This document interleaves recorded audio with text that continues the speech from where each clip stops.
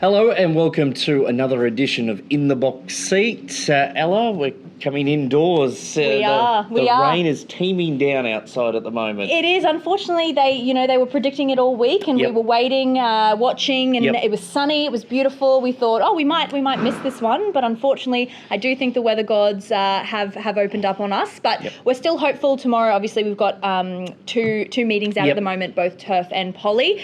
So a decision will be made Friday afternoon, potentially Saturday morning, on which meeting will go ahead. But obviously, the contingency's there in place, ready to go, so that we can continue to race. Yeah, that's it. So a big chance that we will be trackside in one way or another, whether it be on the grass or the poly track. Big show coming up. One of the rising stars of Queensland racing. She's really hit the ground running in the riding department. Bella Youngberry is going to join us on the show this morning, so really looking forward to that. Of course, daughter of Gary Youngberry, who's been on the show before. He'd be a good man to talk about this weather event at the moment too. Maybe, hopefully, she's picked up a bit of her dad's skills and should give us some insight. Must be a sense of synergy, because I think the last time we had Gary on the show was when the cyclone was about to hit. So maybe it's something to do with the Youngberries and wet weather. But no, looking forward to having Bella on the show. Also, other racing news. We had a big set of trials at Bow Desert yesterday. Eastie Star for Paul Shaler, of course, the Magic Millions National Classic winner from the winter. She had her second trial back yesterday and went nicely, so she looks well and truly on track for a cutest jewel birth coming up in March, which is not that far away. No, it's not. We'll talk about that a little bit later in the show, but let's get into it as we interview Bella Youngberry. As we mentioned at the top of the show, we're joined by one of the rising stars in the Queensland riding ranks, Bella Youngberry, who's been good enough after a very wet morning here at the Gold Coast. We were complaining about getting out of the car park, but you punched around 5 or 6 horses this morning on that in that torrential rain. Yeah, I did. I was spewing about it too. I was like, I've got to go do an interview after this. I've got my hairdryer in the car and I'm trying to dry my hair. Might be a bit different from Japan. I think you've just gotten back from a holiday over there. The rain, the snow, a little bit different from each other. I know. I'm sure just as cold. It's all been thrown at me. I landed on, I think, Tuesday afternoon and straight into the heat. It was like, yuck, and straight into sweating. Got to lose weight for tonight, but just straight back into it. Bow Desert trials yesterday. I think by the time we finished, it was about 38 degrees and 40 on the way home. So, how was Japan? It was phenomenal. Yeah. It was good to have a break, but the last few days I was ready to be back. I was getting a bit itchy watching everyone go around on my horses.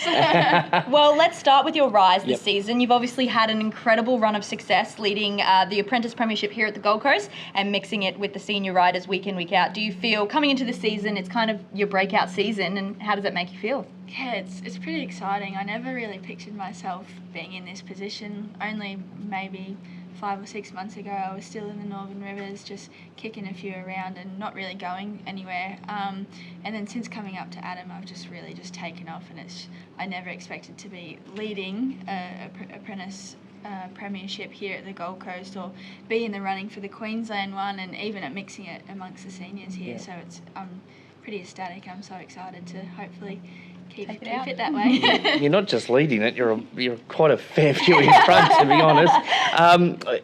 You've joined the Adam Campton stable, and that's one of the big factors. And you've got a lot of support from the other Gold Coast trainers as well. Gillian Heinrich and Ben Rogers have been good supporters of you as well. Absolutely. Obviously, Adam threw me on a few early days, and that got my confidence up, having someone really believe in me, and that's really shown in my riding now. It's all about confidence, I really believe, and now that it's showing out there, other trainers can see that I'm confident out there, and the rest of them kind of just followed Adam, and Jill has been a really big support, and she loves putting the girls on, and we've got a really good relationship. I think we all call her Mama Jill. But, we've got, and now with Toby's strike rate as well, so I think like I said, they're all just following through, and it's just starting to build bigger contacts, and hopefully we're on the grass because we've got some nice spots for some good trainers. We'll be praying to the weather gods for you, of course. Well, with success obviously comes a little bit of attention. You did a media call for us recently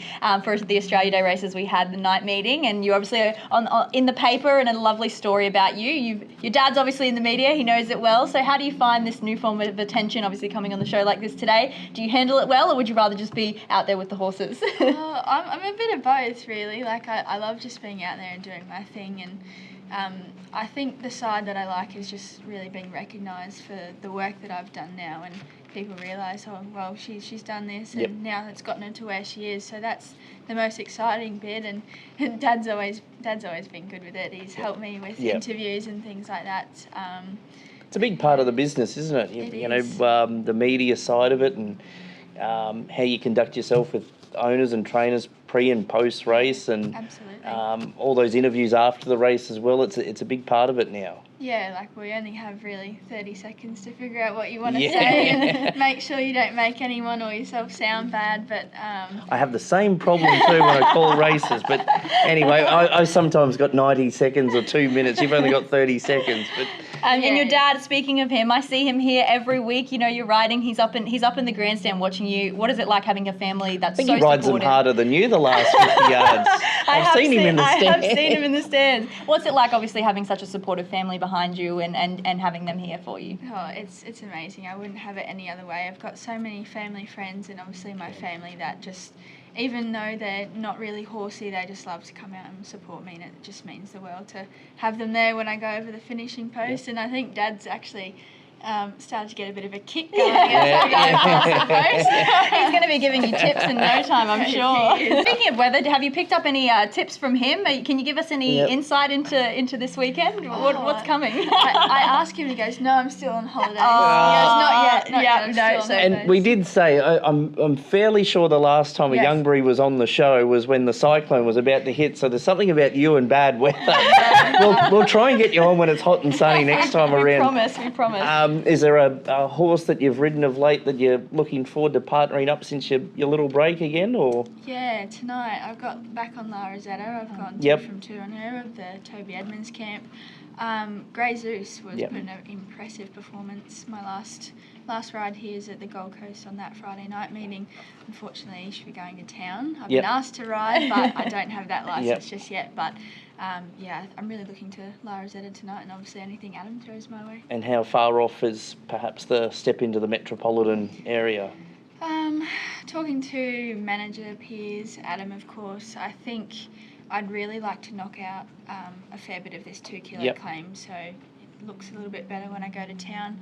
Obviously Winter Carnival will be approaching soon, so you get all those big jockeys. So hopefully towards the end of that Winter Carnival I can slowly put my toe in the water. We'll start with some midweek meetings as they're starting to fade and kick off the new season in town, hopefully. So speaking of goals, obviously, hopefully a GCTC apprentice premiership is in your, and hopefully even Queensland. What's the next goal? You know, if you kind of kick off that apprentice premiership, where to next? Yeah, it's tough. Like, obviously I've got my small goals and then the big ones that are further down the track, but I think obviously that premiership and just really aiming for town, improving my riding, I'd love to get to town and use that 3 kilo claim.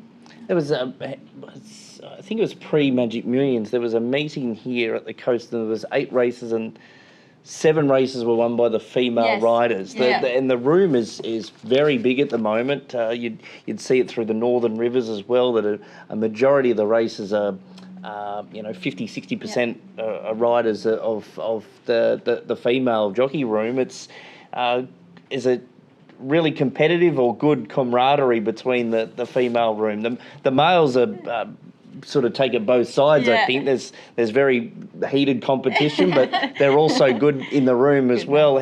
What's the female jockey room like? No, there's some pretty good camaraderie over here. We're all squished in, so there's no room to be cranky at each other. But is that a hint that you need a bigger jockey room? I think so. I'm sure Ian Brown's listening. We're all pretty friendly in there. If anything ever goes wrong, we're pretty good. We'll talk to each other about it, but there's certainly no blow-ups between us. You've had a good couple of clashes with with Jet Newman, another rising star who's dipped a toe into the metropolitan scene in Sydney.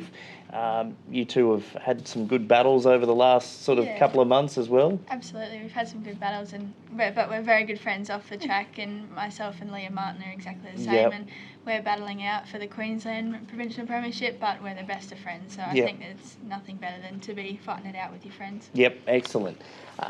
That's about us. That's a wrap. Thank you so much, Bella, for joining us. It's so great to hear from you. And we always say on here, it's so nice to see the apprentices come through the ranks and just kick strides. It's amazing to see. And we do not doubt that you will be no different and do the exact same. Thank you so much. Thank you for having me. Thanks for coming on In the Box Seat. We're looking forward to seeing how that career progresses, and we'll also be... I'll call it here. I'll be handing over the trophy to you on awards night. I hope so. We think so. And a good shout out to your dad too. Yeah. He'll be watching for sure. That is our chat with Bella Youngberry on In the Box Seat. Great to have Bella join us on the show. Terrific chat, and she is, as I said, a rising star in the riding ranks. We were touching upon the duel before Bella joined us. What is happening that day? There's something pretty big for everyone coming to the track. It is. We are opening the gates free entry. This hasn't been done before on a duel, on a feature meeting here at the Gold Coast Turf Club. Obviously, night meetings, we've trialled a bit of the free entry, and the team have decided we're going to open the gates for free, get all Queenslanders out here for Queensland Duel Race Day. So if you want to come along, you just head through the gates, enjoy some incredible racing. And obviously, if you do want some hospitality packages, those are available. There's only a few seats left in the restaurants. Those are going very quickly. But we do have the Glasshouse package available. Obviously, there is that owner's discount for any owners wanting to come along, be really, really close to the action. $95 per person for owners, $110 for the public. A great spot, the Glasshouse, as we know, to be overlooking the mounting yard. So plenty will be happening, plenty of action off and on the track. And obviously, those gates being free, you have no excuse. You've got to come down. No, absolutely. Not even Gator could knock back an offer like that. Go to the races for free. And it's a terrific meeting too. It's the duel, the 2 and 3 year old races are shaping up to be terrific races this year, probably the strongest they have been, plus a terrific support program as well. So it's a great day's Incredible racing. Bonuses we've seen on the card as well, you know, some sales vouchers and things like that. So Racing Queensland are really obviously making this day all about owners, trainers, breeders. It is Queensland racing in its entirety. So it's over $2 million in prize money, isn't it, Ella? It is over $2 million in prize money. You get your calculator out every year to work out those figures. Let's find a winner or two. Of course, as I said at the start of the show, likely to be racing in some capacity. It's just what track we're on, one of the two. We'll keep everyone on their toes. Well, hopefully. We might be all flooded in. So 4 tips, we're going to do both, because obviously we're not sure if we're on the turf or the poly at time of recording. So we're going to give you a tip for both, and write down on the screen, and then chuck out the one that we're not racing on. Okay, you go first. So I'm going to go for the turf. Race 6, number 6, Vor Kuta, has been consistent all prep, deserved the last win. Has a good track record and will run well on the wet. Race 4, number 4 for me, Rockability from the Desley Foster stable. Had good form last prep, good enough draw.